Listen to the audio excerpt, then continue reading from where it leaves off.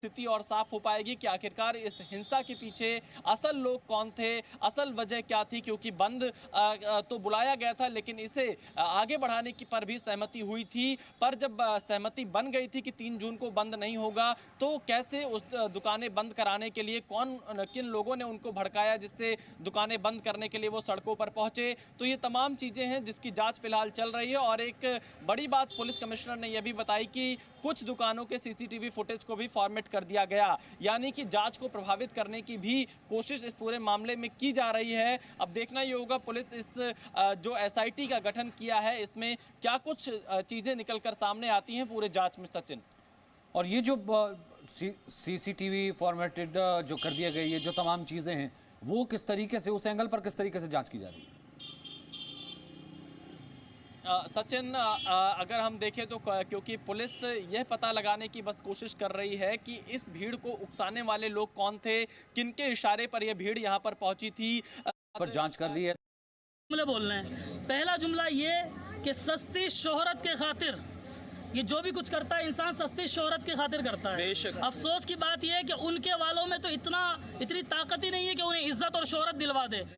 अगला जुमला ये कि अगर ये शोहरत के लिए जिस तरह किया जा रहा है, अगर मामला ये है कि साहब ये चीज़ कानूनी तौर पर सही है, तो फिर हम ऐसे कानून के खिलाफ भी जाएंगे। और अगर कानून के खिलाफ है तो एक बात तवज्जो से सुन ले, चाहे वो बूंदी जिले का प्रशासन हो, चाहे पूरे देश की हुकूमत हो, तवज्जो के साथ इस बात को सुन ले कि अगर मेरे आका की शान में गुस्ताखी उसने की है, जो कि की है, और अगर कोई और भी करे को कान खोल कर सुन ले, उस पर एक्शन ले ले। अगर एक्शन नहीं लेंगे तो मुसलमान रिएक्शन देगा। और मुसलमान जब रिएक्शन देता है तो तवज्जो से सुने, तारीख उठाकर देख ले, जब जब जिस कौम के खिलाफ मुसलमानों ने रिएक्शन दिया है उनके लिए जमीन रब्बे जुल जलाल ने तंग फरमा दी। वो दौड़े दौड़े फिरते रहे, उन्हें जमीन का एक टुकड़ा तक नसीब नहीं हुआ। तो अगर तुमने एक्शन नहीं लिया तो फिर हम रिएक्शन देंगे। और ये कोई गुजारिश नहीं है, खुली चेतावनी है। पूरी दुनिया का मुसलमान उठेगा, हिंदुस्तान का मुसलमान उठेगा, बूंदी शहर का मुसलमान उठेगा और अपने आका की नामूस के जो शान में गुस्ताखी की है उसका बदला हम लेना जानते हैं। सब कुछ बर्दाश्त कर लेंगे।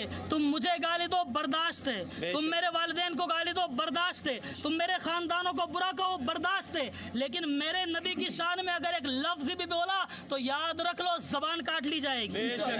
हाथ उठाओगे, हाथ काट लिया जाएगा। उंगली उठाओगे, उंगली काट ली जाएगी। अगर निगाहें भी उठी ना तो निकाल कर बाहर फेंक देंगे। हज़रात गिरामी कद्र, फिर उसके बाद तुम चाहो तो हमें जेल में डालना, तुम चाहो तो लाठियां बरसाना, हम बर्दाश्त करेंगे, लेकिन नबी की शान में गुस्ताखी बर्दाश्त न करेंगे। तो बूंदी के मौलाना मुफ्ती नदीम का भड़काऊ बयान, हिंसा की धमकी दी है, सीधे सीधे खुले तौर पर हिंसा की धमकी दी है।